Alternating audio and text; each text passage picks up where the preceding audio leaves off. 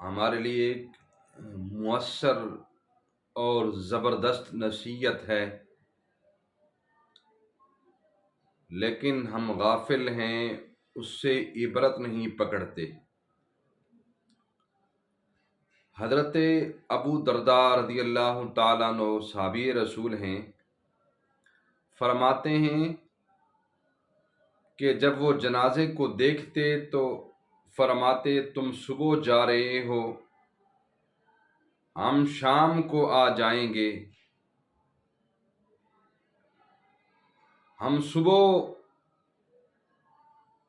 آ جائیں گے، آپ شام کو جا رہے ہیں، یعنی تم چل بسے ہو، ہم نے بھی تمہارے راستے پر چل کر آنا ہے۔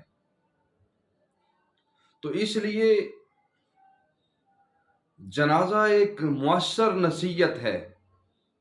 انسان کے دل کے اندر کتنی باتیں، کتنے ارمان، کتنی سوچیں، میں نے فلاں کام کرنا ہے، میں نے فلاں بچے کی شادی کرنی ہے، گھر بنانا ہے، گاڑی خریدنی ہے، یہ کرنا ہے وہ، لیکن اچانک موت آ کر اسے دبوچ لیتی ہے، اس کے سارے پروگرام وہیں کھڑے کے کھڑے رہ جاتے ہیں، اور وہ موت کی آغوش میں جا کر قبر کے پاتال میں اتر جاتا ہے۔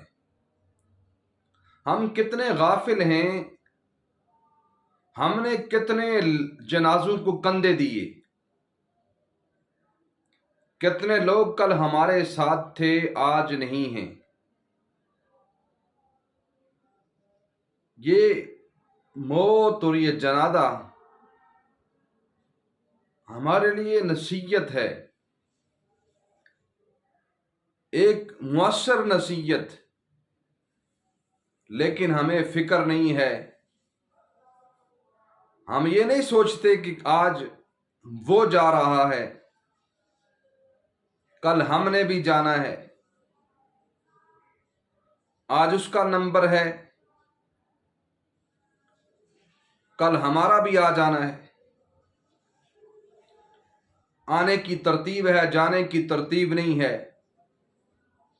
ہر حال میں ہم نے موت کو گلے لگانا ہے، لیکن ہم موت سے غافل ہیں۔ ہم موت کو بھول چکے ہیں، حالانکہ قبر روزانہ یاد کرتی ہے کہ انسان میں تنہائی کا گھر ہوں، میں کیڑوں اور مکوڑوں کا گھر ہوں، روزانہ یاد کرتی ہے، لیکن ہم اس سے غافل ہیں۔ دنیا کی محبت، دنیا کی چمک دمک نے موت کو ہم سے دور کر دیا ہے، ہمارے ذہن سے، ہمارے تصور سے۔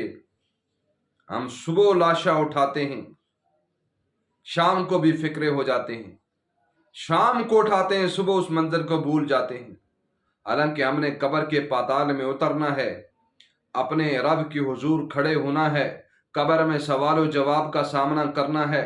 من ربک کا، من نبیو کا، ما دینو کا، ان سوالوں کے جواب دینے ہیں۔ آیا ہم سوچیں کہ ہمارے پاس ان سوالوں کے جواب موجود ہیں یا نہیں ہیں؟ یہی دعوت فکر ہے۔